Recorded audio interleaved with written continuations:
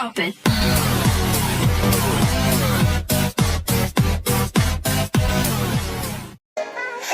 Hi everyone! We are going to discuss for today is all about solving trigonometric equations. First, let's have our learning competencies. We are going to solve trigonometric equations and solve problems involving trigonometric equations. Solving trigonometric equations use both the reference angles and trigonometric identities that you've memorized, together with a lot of the algebra you've learned.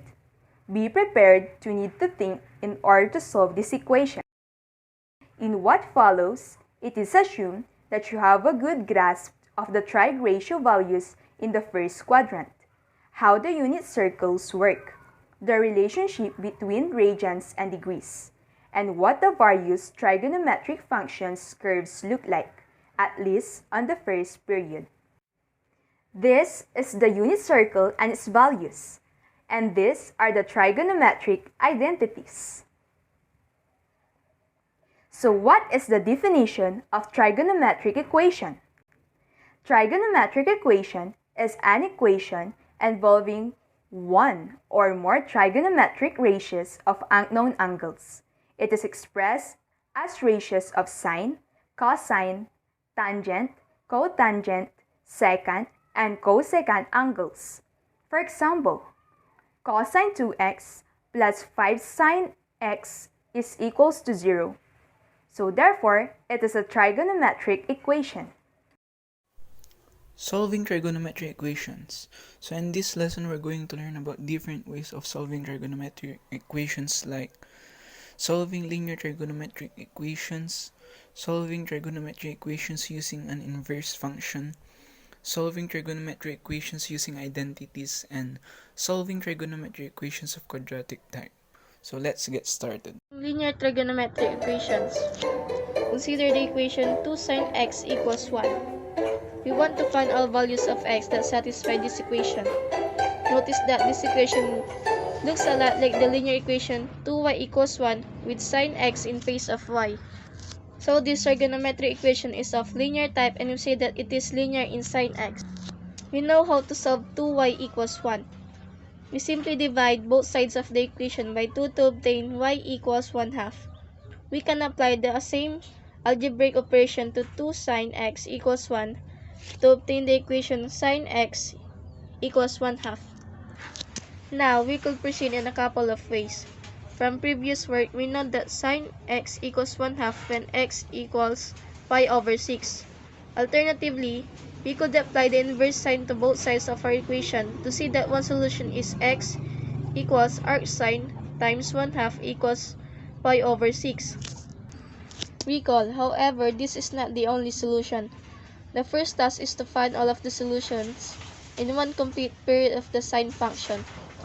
We can use the interval with 0 less than or equal to x less than or equal to 2 pi, but we often use the interval negative pi less than or equal to x less than or equal to pi.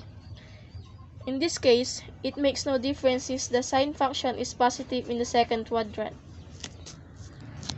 Using pi over 6 as a reference angle, we see that x equals pi minus pi over 6 equals 5 pi over 6 is another solution of this equation. We now use the fact that the sine function is period with the period of 2 pi to write formulas that can be used to generate all solutions of the equation 2 sine x equals 1. So the angles in the first quadrant are pi over 6 plus k times 2 pi, and the angles in the second quadrant are 5 pi over 6 plus k times 2 pi, where k is an integer. Solving trigonometric equations using an inverse function. Equation cosine x is equal to 0.7. We start by applying the inverse cosine function to both sides of this equation to obtain cosine x is equal to 0.7. Arc cosine x is equal to arc cosine 0.7.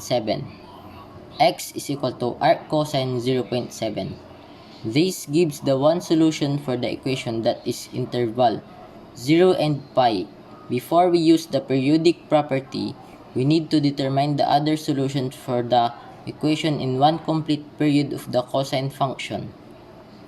We can use interval 0 and 2 pi, but it is easier to use the interval negative pi and pi. One reason for this is the following so-called negative arc identity. Cosine negative x is equal to cosine x for every real number x.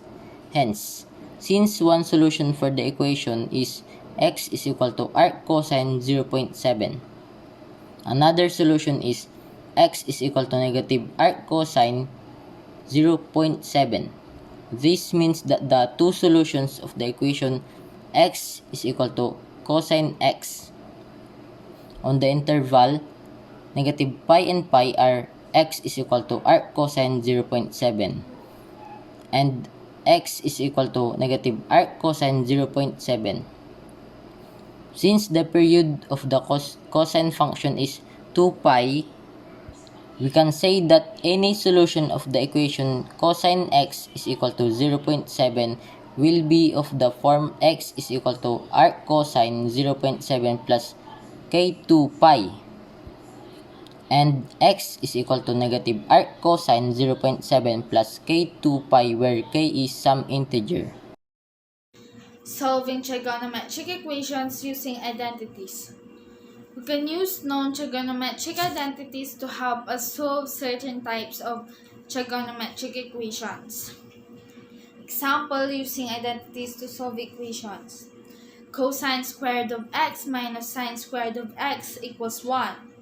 This equation is complicated by the fact that there are two different trigonometric functions involved. In this case, we use the Pythagorean identity. Sine squared of x plus cosine squared of x equals 1. By solving for cosine squared of x to obtain cosine squared of x equals 1 minus sine squared of x, we can now substitute into equation to get 1 minus sine squared of x minus sine squared of x equals 1. Note that everything is in terms of just the sine function and we can proceed to solve the equations from here. So 1 minus sine squared of x minus sine squared of x equals 1. 1 will be simplified to 1 minus 2 sine squared of x equals 1.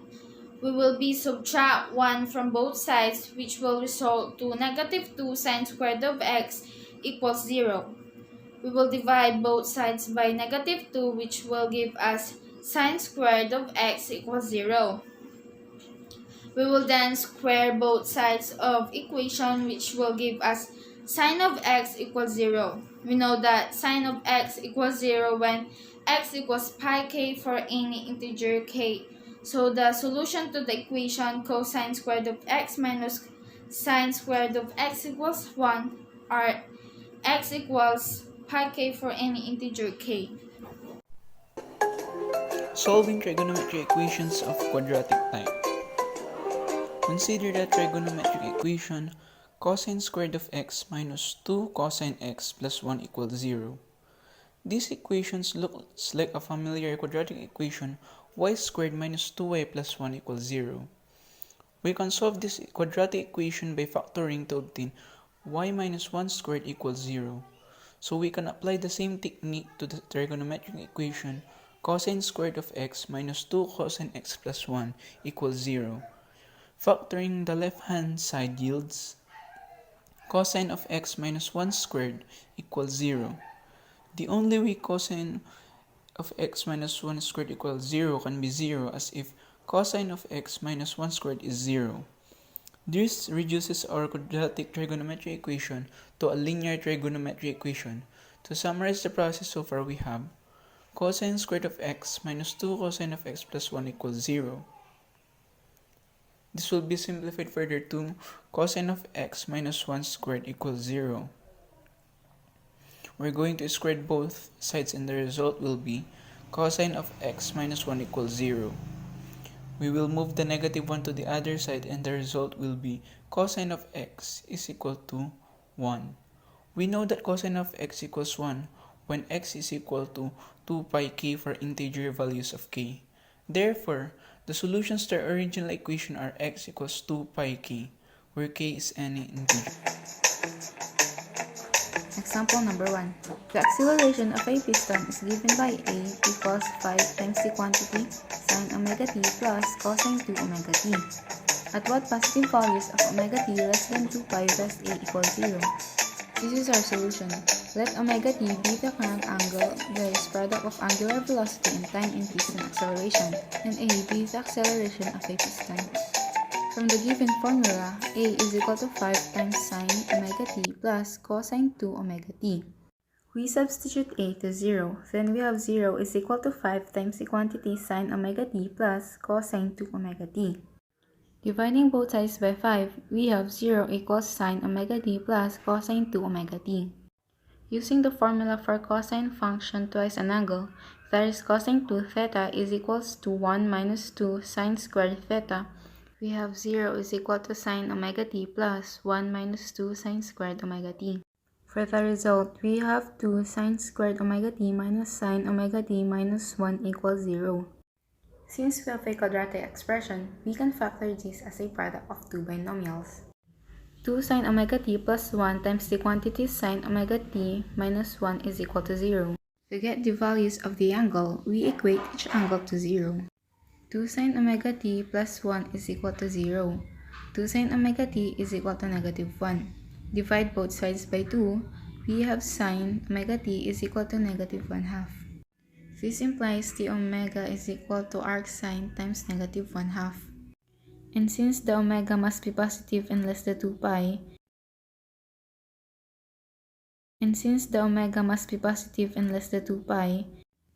the possible answer for omega is 7 pi over 6 or 11 pi over 6. For the other factor, sine omega minus 1 is equal to 0. Sine omega is equal to 1. Omega is equal to arc sine times 1. Again, since the omega must be positive and less than 2 pi, we have omega equals pi over 2. Hence, we have possible true values of omega. They are pi over 2, 7 pi over 6, and 11 pi over 6. Let's have the example number 2. From the concept of projectile motion, if an object is directed at an angle theta with theta element of the closed interval 0 to pi over 2, then the range will be r is equal to v sub 0 squared over g times sine 2 theta in feet, where v sub 0 in feet per second is the initial velocity, and g is equal to 32 feet per second squared is the acceleration due to gravity. At what angle should the object be directed so that the range will be 25 square root of 3 feet, given that the initial velocity is 40 feet per second? Let's have the example number 2.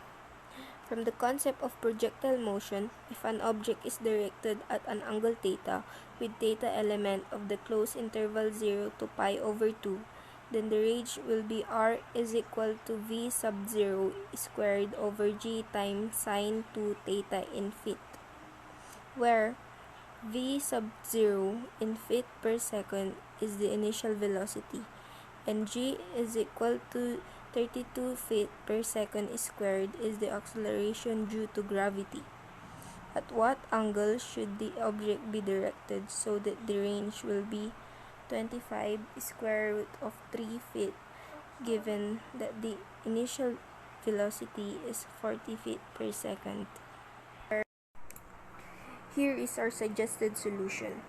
From the given information, g is equal to 32 feet per second squared, v sub 0, that's the initial velocity, equals 40 feet per second, and r, the range, is 25 square root of 3 feet. Substituting these values to the given formula, we have 25 square root of 3 is equal to 40 squared over 32 times sine 2 theta. Multiplying both sides by 32 and dividing both sides by 40, that is 1,600. we have sine 2 theta is equal to 800 square root of 3 over 1600. 800 over 1600 is 1/2. Then we have sine 2 theta is equal to square root of 3 over 2. This implies that 2 theta is equal to arc sine square root of 3 over 2. Since theta is between 0 and pi over 2, then 2 theta must be between 0 and pi. Hence, 2 theta is equal to pi over 3. Dividing both sides by 2, then the angle theta must be equal to pi over 6 or 30 degrees. Therefore, the object must be directed at an angle pi over 6 radian or 30 degrees to have the projectile range of 25 square root of 3. So to summarize, guys, we have learned the definition of trigonometric equations, that it is an equation involving one or more trigonometric ratios of unknown angles. We have also learned about solving trigonometric equations like solving linear trigonometric equations, solving trigonometric equations using inverse function, solving trigonometric equations using identities, and solving trigonometric equations using quadratic type. We have also learned how to solve problems involving trigonometric equations.